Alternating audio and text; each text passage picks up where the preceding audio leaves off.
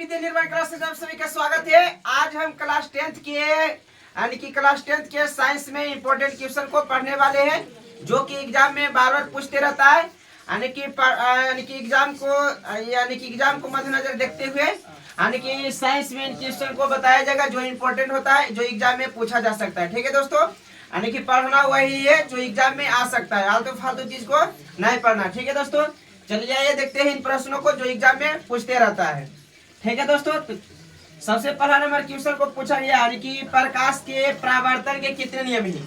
ये very important है दोस्तों। ये वाला क्वेश्चन होता है जो एग्जाम में बार बार पूछते रहता है, एकदम बहुत ज्यादा इंपॉर्टेंट है। यानी कि VVI ज्यादा क्वेश्चन है, यानी कि प्रकाश के परावर्तन के कितने नियम है। यानी कि ये पूछ ले तो वो पूछ सकता है। ठीक है दोस्तों, इसलिए आपको इस पर फोकस ज्यादा करना है। ठीक है, और बाकी ये बोला हो गया कि प्रतिबिंब क्या है, तो उतना इम्पोर्टेंट नहीं है, बट तो लिख दिए है, इम्पोर्टेंट तो है।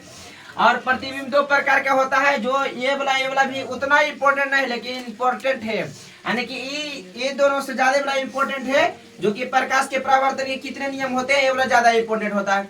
चलिए आइए देखते हैं क्या होता है। जो यहाँ पर क्या होता है कि प्रकाश के परावर्तन के कितने नियम है। तो ध्यान से सुनना दोस्तों कि प्रकाश के परावर्तन के दो नियम है जो निम्नलिखित है। यानी कि एग्जाम में आपको कैसे लिखना है कि पहले कह देना कि प्रकाश के परावर्तन के दो नियम है जो निम्नलिखित है। निम्नलिखित करवाना जरूरी है। ठीक है दोस्तों, इससे अच्छा होगा कि निम्नलिखित करवा दीजिएगा।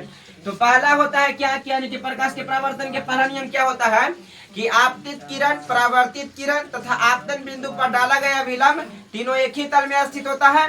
और दूसरा होता है आपतन कोण परावर्तन कोण के बराबर होते हैं, जो कि यहाँ पर लिखा गया है। यानी कि आपतित किरण, परावर्तित किरण तथा आपतन बिंदु पर डाला गया विलंब तीनों एक ही तल में स्थित होते हैं और आपतन कोण परावर्तन कोण के बराबर होते हैं, अर्थात दैट इज यानी कि कोण I बराबर कोण R। यानी कि यहाँ यानी कि आपतन कोण के I से सूचित किया जाता है, परावर्तन कोण के R से सूचित किया जाता है। आप इसको स्क्रीनशॉट कर सकते हैं। ध्यान से इधर देखिएगा कि नोट वाला पॉइंट क्या होता है। जो यानी कि समतल दर्पण पर लंबवत पड़ने वाले प्रकाश की किरण परावर्तन के बाद उसी पथ पर लौट जाता है। यानी कि इसको ऑब्जेक्टिव में पूछा जा सकता है। ठीक है दोस्तों, इसको ऑब्जेक्टिव में पूछेगा कि जब समतल दर्पण पर प्रकाश की किरण समतल दर्पण पर प्रकाश की किरण पड़ता है तो किस दिशा में लौटता है, यानी कि कितना डिग्री का कोण बनाते हुए लौटता है। यानी कि समतल दर्पण पर जब प्रकाश की किरण पड़ता है तो 90 डिग्री का कोण बनाते हुए जिस दिशा में आता है उसी दिशा में, यानी कि जौन पथ मतलब रास्ता होता है, यानी कि जौन रास्ता से आता है वही रास्ता से चल जाता है, यानी कि 90 डिग्री का कोण बनाते हुए।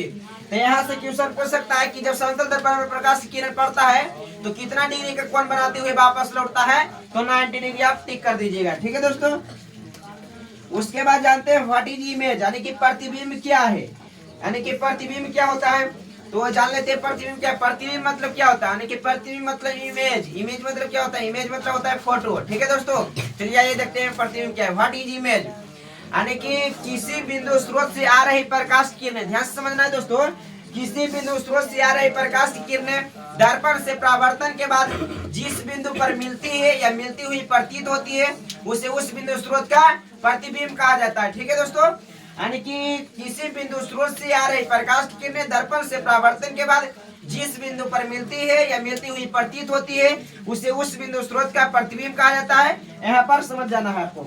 यहाँ से आप अगर जो आप नोट्स को तैयार नहीं किए हैं अभी तक, तो आप यहाँ पर हम प्रतिदिन यानी कि 4 से 5 क्वेश्चन को डेली बताया जाएगा, आप तैयार कर सकते हैं। ठीक है दोस्तों, चलिए ये देखते हैं आगे। तो प्रतिबिंब होता है जो दो प्रकार का होता है, यानी कि पहला प्रतिबिंब कितने प्रकार का होता है दोस्तों, तो प्रतिबिंब होता है जो दो प्रकार का होता है। पहला हो जाता है वास्तविक प्रतिबिंब, दूसरा हो जाता है काल्पनिक प्रतिबिंब। यानी कि काल्पनिक प्रतिबिंब का एक और नाम है क्या होता है, काल्पनिक प्रतिबिंब का एक और नाम बताते हैं। तो वास्तविक प्रतिबिंब हो गया, काल्पनिक प्रतिबिंब हो गया। ठीक है दोस्तों, तो पहले जान लेते हैं कि वास्तविक प्रतिबिंब क्या है, व्हाट इज रियल इमेज। तो काल्पनिक यानी कि वास्तविक प्रतिबिंब क्या है, तो जान लेते हैं। किसी बिंदु स्रोत से आ रही प्रकाश की किरणें दर्पण से परावर्तन के बाद जिस बिंदु पर वास्तव में मिलती है उसे वास्तविक प्रतिबिंब कहा जाता है, उसे उस बिंदु स्रोत का वास्तविक प्रतिबिंब कहा जाता है। यानी किसी बिंदु स्रोत से आ रही प्रकाश की किरणें, किसी बिंदु स्रोत से आ रही प्रकाश की किरणें दर्पण से परावर्तन के बाद जिस बिंदु पर वास्तव में मिलती है उसे उस बिंदु स्रोत का वास्तविक प्रतिबिंब कहा जाता है। यानी कि जिस बिंदु पर वास्तव में मिलेगा उसे उस बिंदु स्रोत का वास्तविक प्रतिबिंब अगर जो आप ये वाला याद हो गया यानी कि प्रतिबिंब क्या है, अगर जो आपको ये वाला याद हो गया कि प्रतिबिंब क्या है, तो अब वास्तविक प्रतिबिंब भी आप ऑटोमेटिक याद हो जाएगा, यानी कि जरिसा, यानी कि जहाँ पर कह देना है कि वास्तव में मिलती है। उसके बाद देख लेते हैं हमारा दोस्तों कि वास्तविक प्रतिबिंब वस्तु की अपेक्षा होता है जो उल्टा होता है। क्या होता है दोस्तों? वास्तविक प्रतिबिंब होता है जो वस्तु की अपेक्षा उल्टा होता है, जो एग्जाम में ऑब्जेक्टिव में बार बार पूछते रहता है। यानी कि यहाँ क्वेश्चन पूछेगा कि वास्तविक प्रतिबिंब यानी कि वास्तविक प्रतिबिंब में यानी कि कैसा बनेगा प्रतिबिंब, तो इसमें उल्टा हमेशा बनता है। ये वाला याद रखिएगा बात कि वास्तविक प्रतिबिंब हमेशा उल्टा बनाता है। उसके बाद देखते हैं कौन कि काल्पनिक प्रतिबिंब क्या है। तो काल्पनिक प्रतिबिंब क्या होता है? अरे किसी बिंदु स्रोत से आ रही प्रकाश की किरणें दर्पण से परावर्तन के बाद जिस बिंदु से आती हुई प्रतीत होती है उसे उस बिंदु स्रोत का काल्पनिक प्रतिबिंब कहा जाता है। ठीक है दोस्तों, यानी कि किसी बिंदु स्रोत से आ रही प्रकाश की किरणें दर्पण से परावर्तन के बाद जिस बिंदु से आती हुई प्रतीत होती है।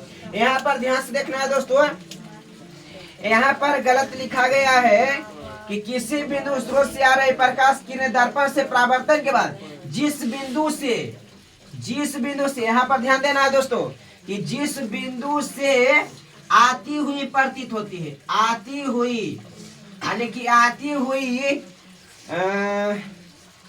प्रतीत होती है, जिस बिंदु से आती हुई प्रतीत होती है, जिस बिंदु से आती हुई प्रतीत होती है उसे उस बिंदु स्रोत का यानी कि क्या कहा जाता है? काल्पनिक प्रतिबिंब। एक बार और देख लेते हैं दोस्तों, ध्यान लगा के यहाँ से कि काल्पनिक प्रतिबिंब क्या है। व्हाट इज इमेजिनरी, यानी कि इमेजिनरी यानी कि इमेज, यानी कि किसी बिंदु स्रोत से आ रही प्रकाश किरणें दर्पण से परावर्तन के बाद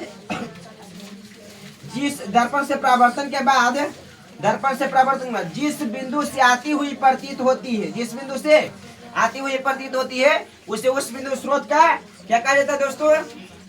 काल्पनिक प्रतिबिंब।